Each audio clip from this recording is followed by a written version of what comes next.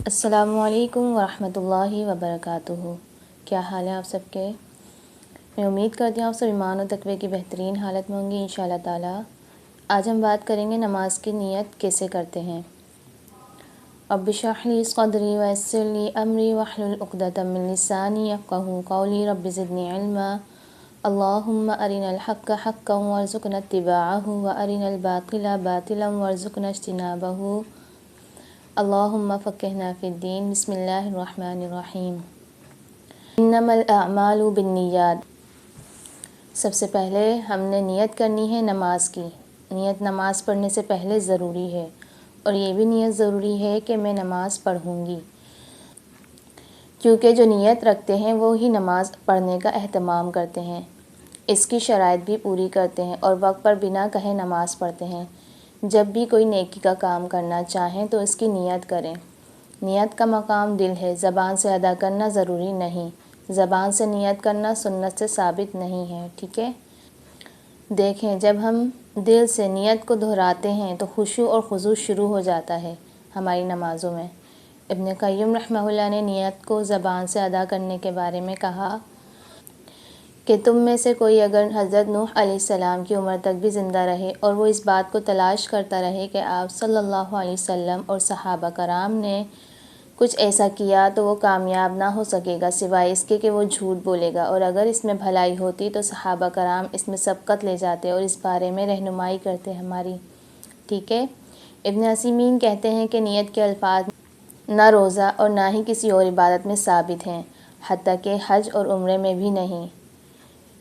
نیت کو اللہ کے لیے خالص کرنا ہے انشاءاللہ۔ نماز میں ہمارا کسی اور طرف دھیان نہیں جانا چاہیے کہ لوگ بھی خوش ہو جائیں اور لوگوں کو راضی کر لیں، نہیں، ایسا نہیں کرنا ہے، اوکے؟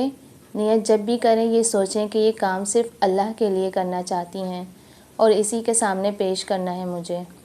اب دیکھیں، بچے خود سے نماز نہیں پڑھتے، بچوں کو ایسی بات بتائیں جس سے وہ خود نماز کا ارادہ کریں، نماز کی اور اللہ کی محبت پیدا کریں ان کے اندر۔ ان کو صحابہ اور صحابیات کی زندگی کے واقعات بتائیں، کیسے انہوں نے جنگوں میں بھی نماز نہیں چھوڑی، پھر دیکھیے گا وہ خود نیت کریں گے انشاءاللہ اور خود پڑھیں گے، بار بار کہنا نہیں پڑے گا۔ اسی طرح برائیوں کو چھوڑنے کی نیت بھی ضروری ہے۔ حج کا ارادہ کریں تو پہلا رکن احرام ہے، احرام کے بعد پابندیاں شروع ہو جاتی ہیں۔ اسی طرح نماز کا احرام اللہ اکبر ہے۔ اب دیکھیں، تکبیر کے بغیر نماز میں داخل نہیں ہو سکتے، پہلے تکبیر پڑھنی ہے پھر ہاتھ اٹھانا ہے، تکبیر کے ساتھ ہاتھ اٹھانا، تکبیر کے بعد ہاتھ اٹھانا، سب میں وسعت ہے، جیسے چاہیں آپ اٹھا سکتی ہیں۔ تکبیر میں ہاتھ کندھوں تک اٹھانا چاہیے، کندھوں سے تھوڑا اوپر کانوں تک اٹھانا درست ہے، مگر سر سے اوپر نہیں اٹھانا چاہیے، اور نہ ہی کانوں کو ہاتھ لگانے کی کوئی حدیث ہے۔ نماز میں بلا ضرورت دونوں ہاتھوں سے دوپٹہ وغیرہ درست کرنا ٹھیک نہیں۔ کوشش کریں نماز میں کم سے کم حرکت کریں۔ بہت ضرورت پیش آ رہی ہے تو کر سکتی ہیں، جیسے خارش ہونا تو آپ خارش کر سکتی ہیں۔ قیام نماز کا رکن ہے جسے ادا کرنا واجب ہے۔ جو شخص کھڑا ہو سکتا ہے اس کے لیے جائز نہیں کہ وہ بیٹھ کر فرض نماز پڑھے، ٹھیک ہے؟ اگر بیماری، بڑھاپے یا کھڑا ہونے سے شدید عاجز ہو تو وہ ایسا کر سکتا ہے کہ زمین یا کرسی پر بیٹھ کر پڑھ سکتا ہے۔ قرآن میں قیام کا حکم ہے۔ جو قیام کی قدرت کے باوجود بیٹھ کر نماز ادا کرتا ہے اس کی نماز باطل ہے۔ ہمیں اپنی ساری تھکن نماز کے ٹائم ہی یاد آتی ہے۔ یہ سب شیطان کے وسوسے ہوتے ہیں، تو کوشش کیا کریں 5 منٹ کی نماز کو پورے خشوع اور خضوع کے ساتھ پڑھیں، اوکے؟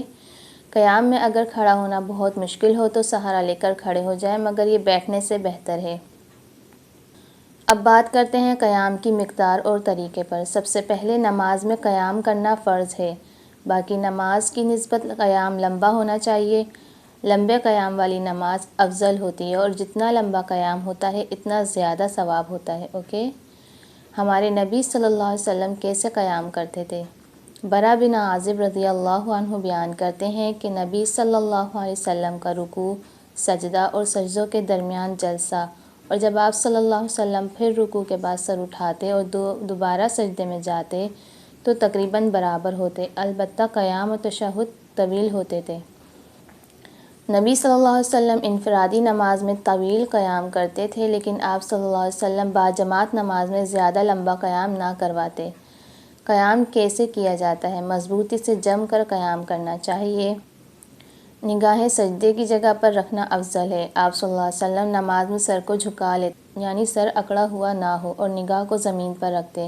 حضرت عائشہ رضی اللہ عنہا نے کہا کہ آپ صلی اللہ علیہ وسلم جب کعبہ میں داخل ہوتے تو ان کی نگاہ سجدے کی جگہ سے ادھر ادھر نہ ہوتی، یہاں تک کہ بیت اللہ سے نکل جاتے۔ امام شافعی کہتے ہیں کہ مقتدی کے لیے مستحب ہے کہ وہ سجدے کی جگہ کو دیکھے، کیونکہ یہ خشوع کے زیادہ قریب ہے۔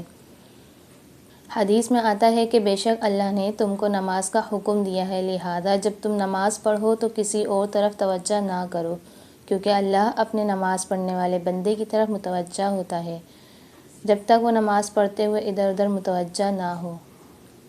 جزاکم اللہ خیرا کثیرا واحسن الجزاء فی الدنیا والآخرہ۔ السلام علیکم ورحمۃ اللہ وبرکاتہ۔